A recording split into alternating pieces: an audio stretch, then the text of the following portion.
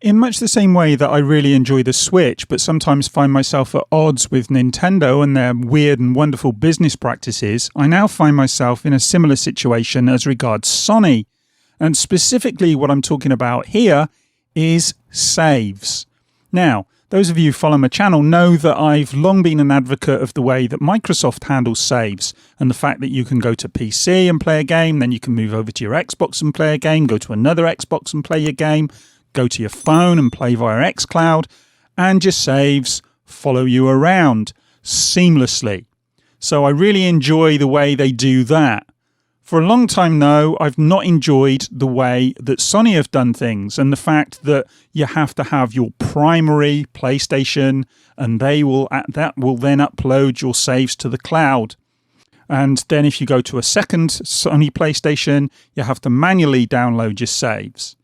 That was a palaver, but at least with the PlayStation 4, you could back up your saves to a USB drive.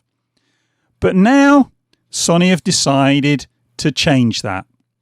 With the release of the PlayStation 5, they've decided to do away with USB saves.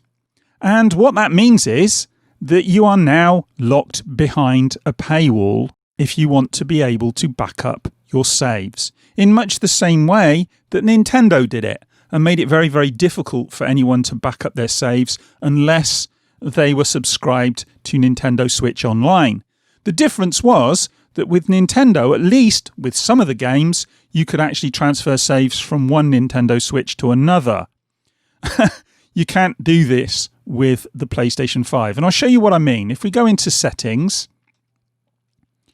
and we go down to save data and game app settings, it's a bit of a mouthful.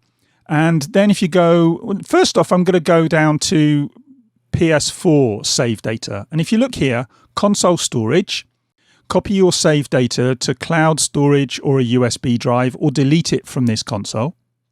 And then you've got cloud storage, copy your save data to your console or delete it from cloud storage. So you download it from the cloud.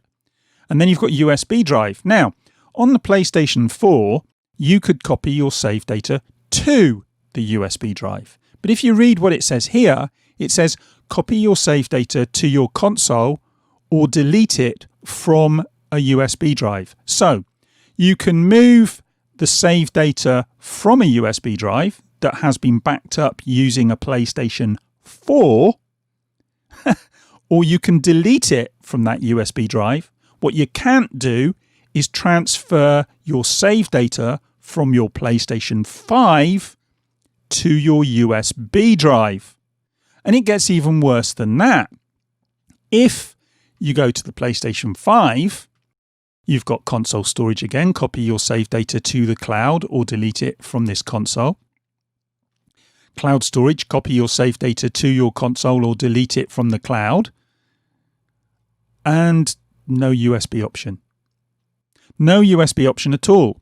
You cannot save data to a USB drive. You cannot install data, save data from a USB drive. There is no option for USB at all. The only option is cloud storage. You can either upload to the cloud or you can download from the cloud. But, and here's the rub, you have to be a member of PlayStation Network.